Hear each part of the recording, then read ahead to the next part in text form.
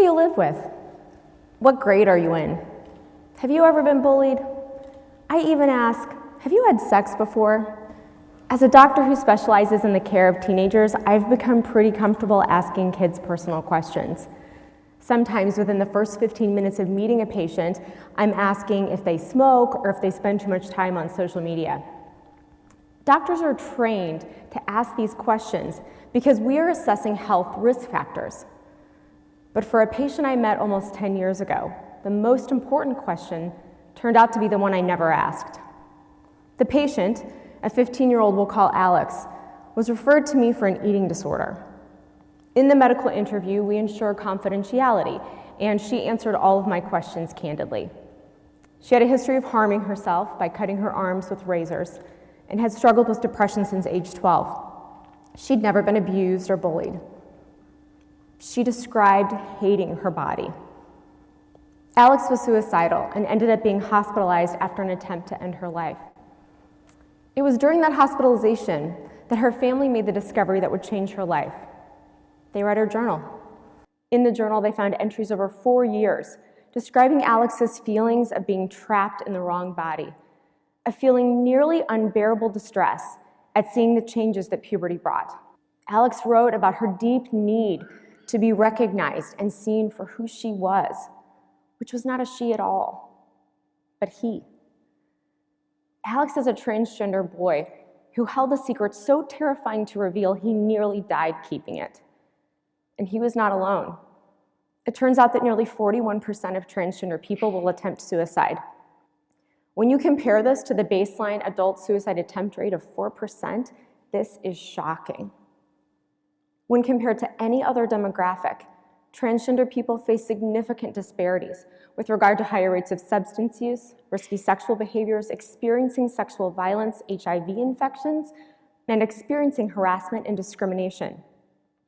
Even more shocking is that this stark disparity is avoidable. We can save these lives. And isn't that why I went to medical school? The problem is that my work as a doctor isn't enough, because what hurts my patients the most is being around people and environments that reject them. It is literally making them sick. When I first learned this about my patient, I had some fundamental realizations. First, although I asked my patient about many things, including sexual activity and attraction, I had never asked about gender identity.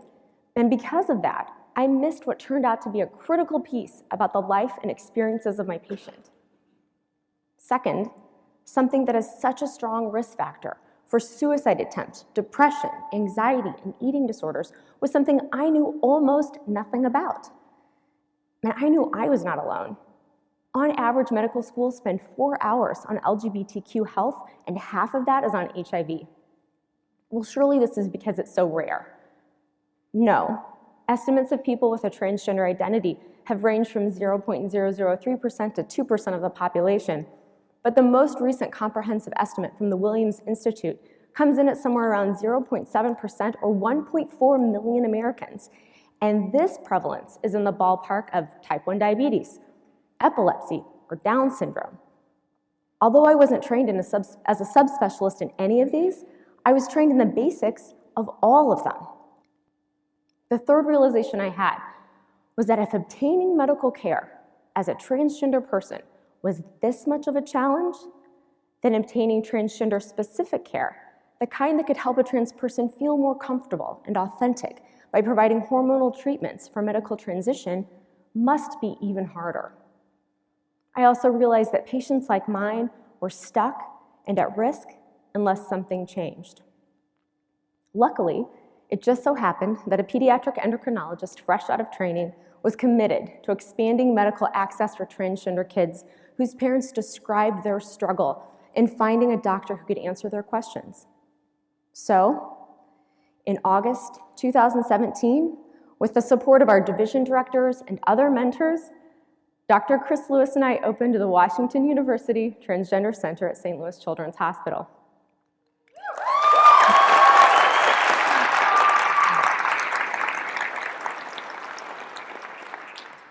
In the 18 months we've been open, we have seen over 300 new patients from around the region. Here's what we've learned. The first step toward understanding a transgender person is considering that biologic sex is not the same thing as gender.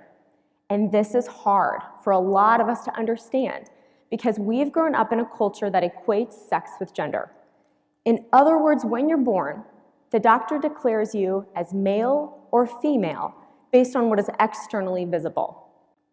From several lines of study, scientists and social scientists recognize that a person's body does not always define their internal gender identity. Gender identity is the internal sense of naming one's gender. For most people, biologic sex aligns with the gender assigned at birth. This alignment is called being cisgender. Scientists have not discovered a transgender gene, but they have identified differences in brain imaging studies between trans and cisgender people.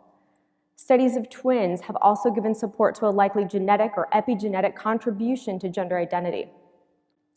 Development of gender identity is likely a complex process that involves elements of prenatal brain development, genetics, and environment. We've also learned that the gender binary does not work for everyone.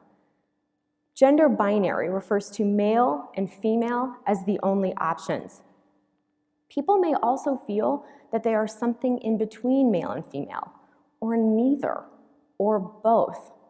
The word transgender is an umbrella term that includes people all along the gender spectrum. The gender spectrum is not the same thing as the sexual orientation spectrum. And just like cisgender people, transgender people may be romantically and physically attracted to cis or trans men, women, neither, or all. In November 2017, Newsweek reported that 1/3 of Americans think we have gone too far in accepting trans people.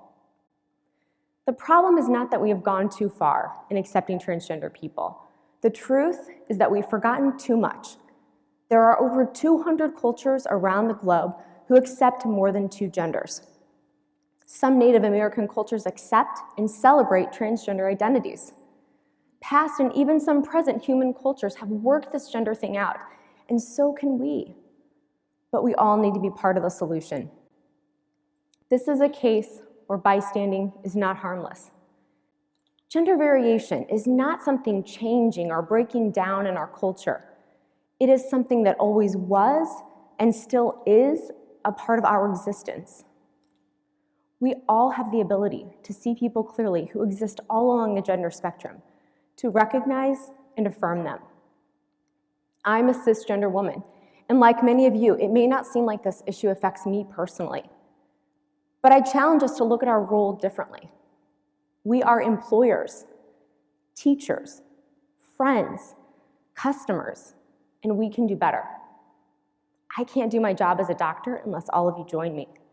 The harms of rejection extend beyond psychological problems to disparities in rates of disease and death.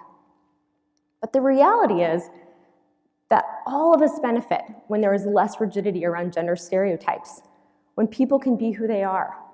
Expectations of certain behaviors, likes and dislikes based on gender are very limiting, and the norms for these things change over time and depending on one's culture. In the early 1900s, Marie Curie was an unconventional woman, not allowed to work in her home country of Poland because she was a woman. She was also one of the most brilliant scientists in history. In her time, she existed far outside the gender box for women. Madame Curie wisely said, "There is nothing to be feared, only understood. So let us understand more so that we fear less." So now I ask, who do you live with? What grade are you in? Have you ever been bullied? What's your gender identity? Thank you.